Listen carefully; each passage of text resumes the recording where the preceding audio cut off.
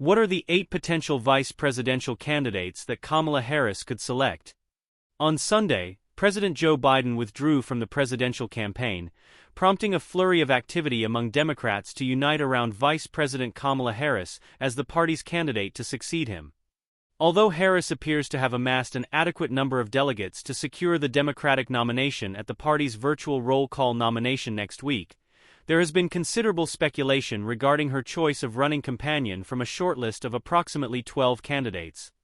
Although not all vice presidential nominees are equivalent, we conducted surveys to ascertain the opinions of Americans regarding 8 of the most frequently discussed names on the shortlist.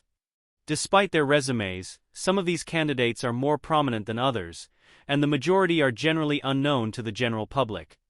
Nevertheless, the potential arena is regarded favorably by Democrats. Each of the top candidates for whom we have data has a net positive favorability rating among members of their own party. However, some are significantly more well-known than others. The limited time frame to vet and select a running companion leaves the door open for any candidate on the shortlist to present their case for why they should be America's second-in-command. Here is an examination of the assets and weaknesses of some of the most and least probable candidates in the running for the position, as well as the polling results and the potential contributions each candidate could make to the ballot. Mark Kelly's resume alone renders him an appealing candidate for the position of vice president. Prior to his appointment as a senator, he served as an astronaut and Navy commander, both of which conferred a degree of status upon candidates for elected office. Despite the absence of any polling on the credibility of astronauts, we are of the firm conviction that the majority of Americans find them to be quite interesting. Furthermore, Kelly has been a pioneer in the area of gun policy reform, having co-founded one of the most prominent gun violence prevention organizations in the United States in the aftermath of his wife, former Representative Gabby Giffords, being shot in the head by a constituent. In addition, the Arizona senator has a history of successfully winning numerous challenging elections in a critical swing state, thereby establishing himself as a pragmatic centrist who prioritizes issues such as the affordability of health care. He was one of the most prolific fundraisers in the Senate during those elections, which could endear him to a campaign that will be playing catch-up in the money contest against former President Donald Trump, although Harris doesn't seem to be having too many difficulties on that front so far. Kelly also represents a critical border state and has taken more stringent positions on immigration than some of his Democratic colleagues. This could potentially mitigate Republican attacks in a policy area that is perceived as Harris's vulnerable place. Additionally, he is exceedingly popular. Despite the fact that only 43% of respondents held an opinion of him, that opinion was favorable, with a net average favorable rating of plus 2 percentage points among all adults nationwide and plus 35.3 points among Democrats, according to 3 recent polls. In polls conducted since the presidential debate on June 27, the former astronaut is the sole potential vice presidential candidate on this list, with a net positive average favorability rating among the general public. However, there are some potential drawbacks to selecting Kelly. Kelly was ranked near the bottom of the field in a YouGov/Yahoo News poll conducted on Monday, which explicitly inquired about the individual respondents believed should serve as Harris's vice president. However, this may be attributed to her low level of recognition. He has also been criticized by certain labor unions for being one of only 2 Senate Democrats to not formally sponsor the PRO Act, which would facilitate the unionization of workplaces. However, he clarified his support for the bill on Wednesday.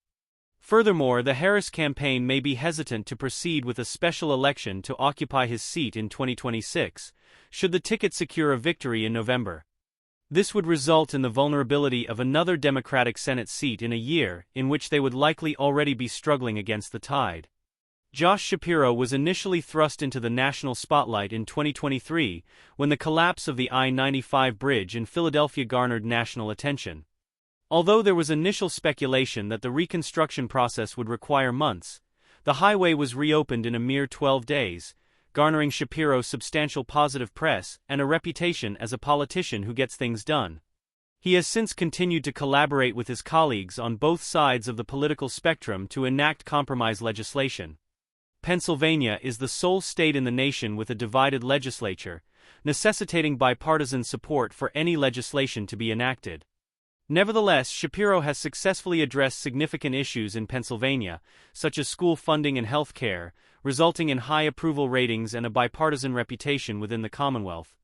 Shapiro was the highest-rated swing state governor and had the 8th highest net approval rating of any governor in America, at plus 25.9 points, in our examination of governors' approval ratings earlier this year.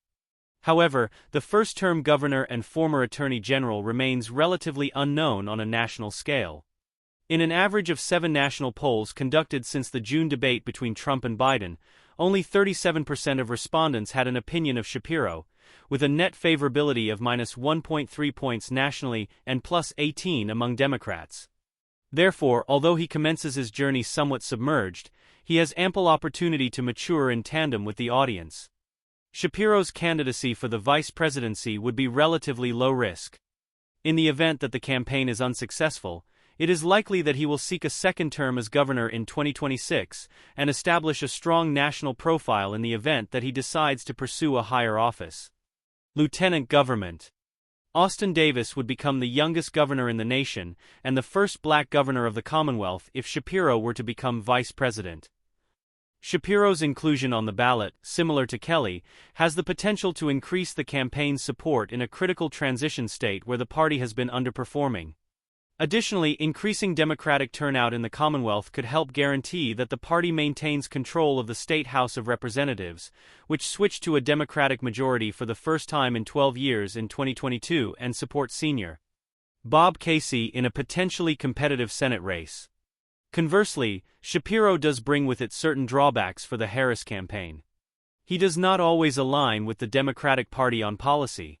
For instance, he endorses school vouchers and maintains a more moderate stance on environmental concerns, such as fracturing, which is a significant industry in Pennsylvania.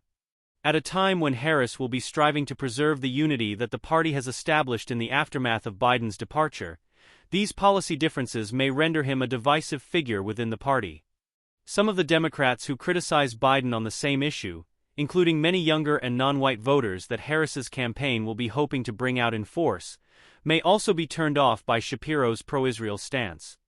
The Harris-Shapiro ticket would be the first in American history to exclude a Caucasian Christian. Shapiro is Jewish, which could be perceived as a disadvantage in the ticket's broader appeal.